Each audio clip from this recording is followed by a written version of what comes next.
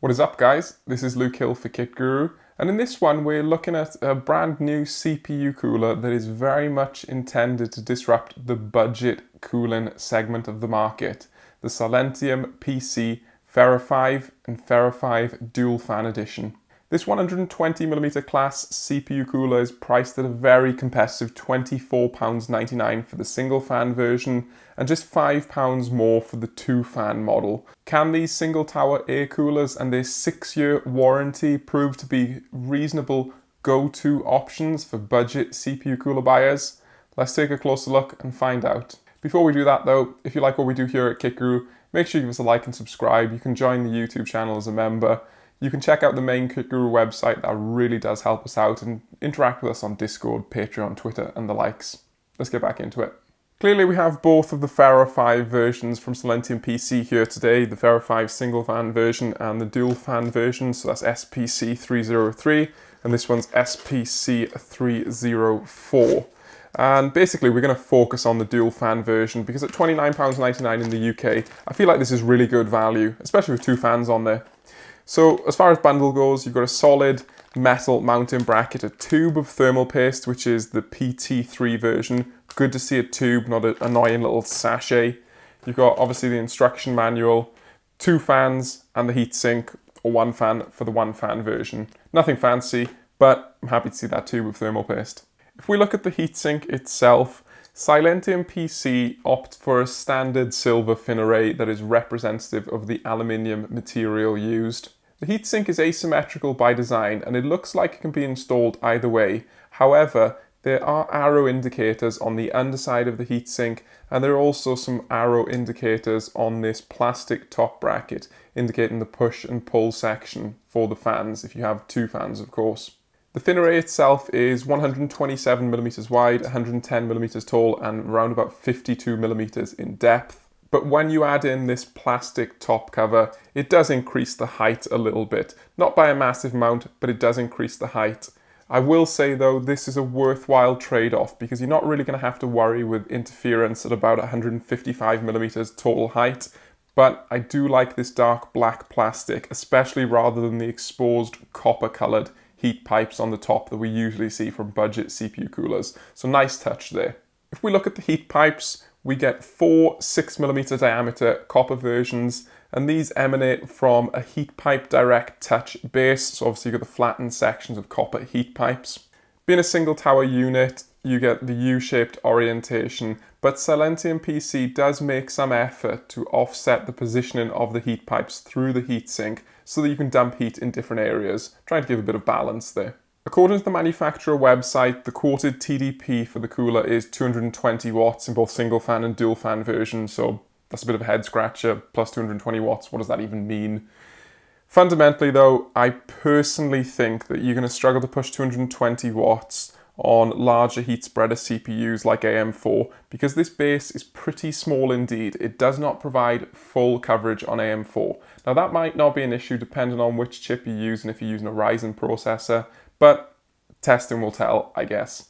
And in terms of fan, SilentiumPC opts for 120mm diameter units for the Fera 5 cooler, obviously single fan and dual fan version, and that's what we would expect at this budget price point. 120mm and 92mm units are pretty common here. You don't really see 135 at sub £30. The Fluctus 120 PWM fan operates at a really good speed range of 300 to 1800 RPM, so that's very impressive indeed, especially on the low speed side of things. And even more impressive is the fact that SilentiumPC highlights how this can actually run in a semi-passive mode, whereby at sub 5% PWM power, then the fan should shut off and it should start back up at above 10% PWM power. Now of course this will depend upon your motherboard fan control segment, and check out some of Leo's recent videos for some headaches to do with this. But if you can go as low as 300 RPM and operate in a 0 decibel or 0 RPM fan speed mode, that really is very, very impressive because the fan supports it. Nice one there. And then of course, for actual power and control, you get the usual 4-pin PWM connection. And because you do get the dual fan cooler, which is intended for use with 2 fans, then the splitter is actually built in. So it's basically a daisy chain segment, even when you've got the single fan. So this might be a little bit annoying from a cable management perspective, but if you've got 2 fans, it's actually a really good setup. And then just to mitigate some noise and vibration a little bit more, then we've got rubber dampers on each of the corners for the fan mounting. The fan utilizes a fluid dynamic bearing design, and this translates into a 100,000 hour mean time between failure according to the manufacturer webpage. This gives us confidence in the 6-year warranty offered by SilentiumPC, which I must say is absolutely superb for a CPU cooler, never mind a budget sub £30 CPU cooler. That truly is fantastic and just shouts quality. And it also shouts that SilentiumPC have confidence in their manufacturing and deployment of this CPU cooler. So yeah, 6-year warranty, sub 30 quid, big kudos there.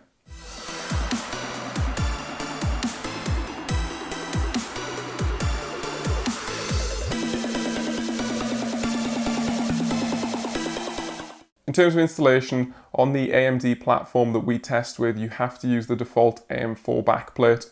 So you first want to whip off the plastic spacers on the front side, hold the backplate in position.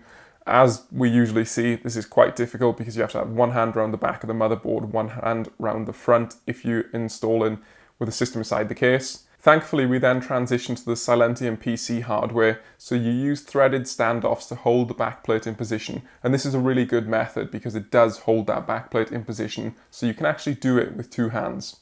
Be quiet, I'm looking at you. Once you've put all those threaded standoffs in place, you then mount the metal mounting bracket on top of the standoffs, and this can be slid into position, and it's then held down by 4 screws. Once that's done, the CPU cooler sits on top of your AMD processor in our case, and 2 screws mount down on the crossbar that is pre-installed on the CPU heatsink itself. That mount is secure, and then you can basically finish off by mounting both fans onto the CPU cooler using the included metal retention clips. And this is a pretty straightforward process, and you do get a degree of flexibility. Overall, I would say that the installation process is very good. The instructions are clear, straightforward, didn't really have to fight with any points. The final mount is secure, and I must say that I do really like the appearance of the black fan frames and also the dark black plastic cover on top of the CPU heatsink. I think this is a pretty good looking CPU cooler when installed inside a dark system, and if you don't care for RGB, this really is pretty good looking for sub £30 again. Anyway, that's enough of the overview. Let's jump into the testing. We're operating on our usual AMD test system, so that's a Ryzen 9 5950X processor overclocked to 4.1 GHz using 1.225 volts in the Gigabyte motherboard BIOS. This feeds around about 180 to 190 watts to the CPU for package power and around about 260 watts for wall power from the system. We also test using Precision Boost Overdrive to see what CPU clocks the coolers can deliver, whilst maintaining sensible temperatures according to AMD's CPU algorithm. The motherboard is a Gigabyte B550 Aorus Master with its excellent VRM. We use a Seasonic TX1000 1kW power supply, 32 gigs of Corsair Vengeance LPX 3600MHz DDR4, a Gigabyte RTX 2060 Super graphics card in 0 RPM fan mode, and a Fractal Design Meshify 2 chassis with 4 140mm cooling fans. For testing, we use a 30-minute looped run of Cinebench R23 and record the steady state temperatures at the end of that 30-minute period. Ambient is maintained around 23 to 25 degrees Celsius, and where we do see fluctuations outside of this, we will add in repeated tests just to ensure consistency. And if you want more details on our test hardware and our procedure, check out some of our previous CPU cooler video reviews, and also check out the written review on the main KitGuru website where you can find more details and information over there. Let's jump into the test results. As we've already said, we're going to focus on the dual fan version of the SilentiumPC Fera 5, just because we think at £29.99 for an extra fan versus the single fan version, we think this really is good value and something that's pretty competitive on the market as far as price and offerings go.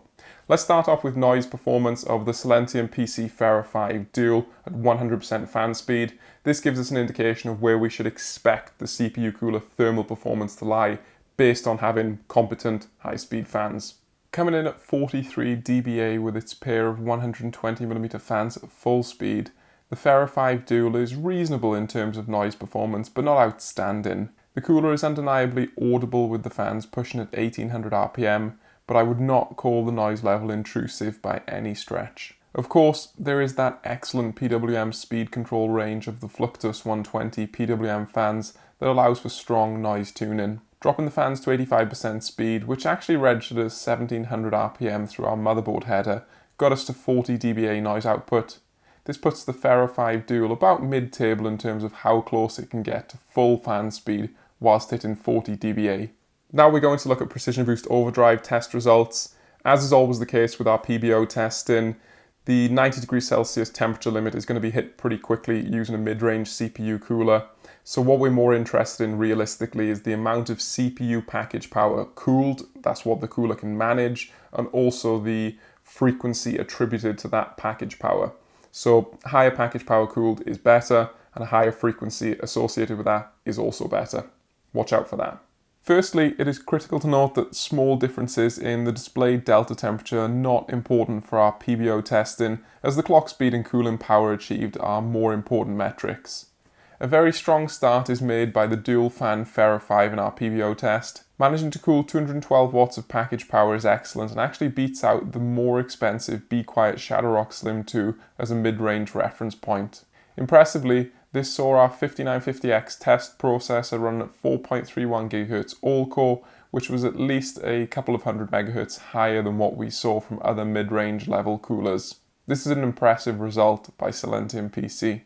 Moving on to our 4.1 GHz mid-range CPU cooler fixed frequency testing. Because the frequency and voltage here is locked, these thermal results are directly comparable between different CPU coolers. So if you see one cooler performing at a lower delta, that is better performance.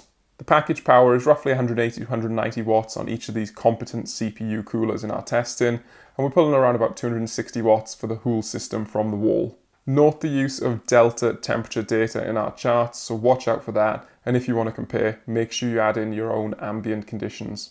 The same impressive cooling performance continues through to our manual OC testing. Here, the dual 120mm Fera 5 is tied up for top position with the Be Quiet Shadowrock Slim 2. While the Be Quiet cooler is more expensive, the SilentiumPC cooler is louder and does lose around 1 degree Celsius of cooling performance when restricted to 40 dBA. Nevertheless, this is another strong thermal performance from the SilentiumPC Fera 5 Dual. VRM cooling proficiency was also positive. This is an interesting one, as the larger dimension fans of the competing 135mm coolers should provide greater incidental airflow to the motherboard VRM heatsink. But the SilentiumPC Fera 5 Dual still managed to match the VRM cooling performance shown.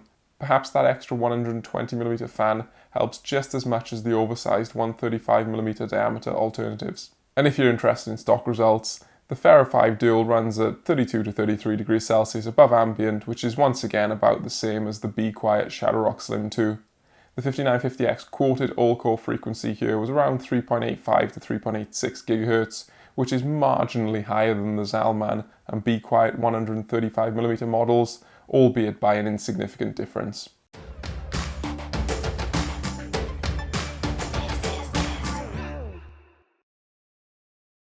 There we have it then. Overall, we are very impressed by the performance on offer by the SilentiumPC Fera 5 Dual. This £30 CPU cooler punches well above its weight in terms of AM4 cooling on our test platform. And it does so whilst feeling like a quality item that we would associate with a CPU cooler probably more than £10 higher than the £30 price tag of this unit. That really is good value, especially because it's batting in the same thermal league as some of the 40 and 40 plus pound 135mm single fan CPU coolers that we've tested recently. So as far as cooling performance goes, yeah, SilentiumPC is really punching above its own weight here. In terms of downsides, the only notable gripe that I really have is that the dual 120mm fans are pretty loud under full fan speed, so 1800 RPM operation. I probably shouldn't complain too much here, but yeah, that's probably the only slight criticism that I have. And I'd say the reason that I shouldn't really complain too much is because you get excellent fan speed control for these Fluctus 120 PWM units. You can go from 300 RPM to 1800 RPM if your motherboard supports it competently on the PWM fan curve, and you can actually do a semi-passive or 0 RPM mode, again, if your motherboard supports it. So yeah, I'm not going to complain too much. They are quite noticeable at full speed, but you do get superb speed control on the PWM fans. At less than £30 and with the cooling performance and solid workmanship on offer, I must say that I'm pretty blown away by the SilentiumPC Fera 5 Dual, if I'm being perfectly honest. You get great thermals, excellent fan speed control, stellar aesthetics, a really good warranty, and a sturdy mount. This really is an impressive product at the £29.99 price tag with that 6-year warranty, and I quite frankly don't have any hesitations in giving this a strong recommendation based on my testing. I really did enjoy my time with this, and I was very happy by the performance. So if you have any further comments and anything else to add, let us know in the comment section down below. I've been Luke Hill for Kit Guru. Thank you for watching our video review of the SilentiumPC Fera 5 dual fan CPU cooler. Also looking at the single fan version a little bit too. Let us know what you think in the comment section down below. Is this the type of CPU cooler that you would buy if you were on a budget? 30 quid is, yeah, okay, still a reasonable amount of money, but this is pretty good value in my opinion. Or would you actually save the £5 and go for the single fan unit? Let us know in the comment section down below. If you like this video, give us a like and subscribe. You can join the Kit Guru YouTube channel as a member. You can check out our written review on the Kit Guru website. That really does help us out. And have a look on Patreon, buy a cool t-shirt like this on our merch store, interact with us on Discord and Twitter and all of the likes, and I will see you in the next one.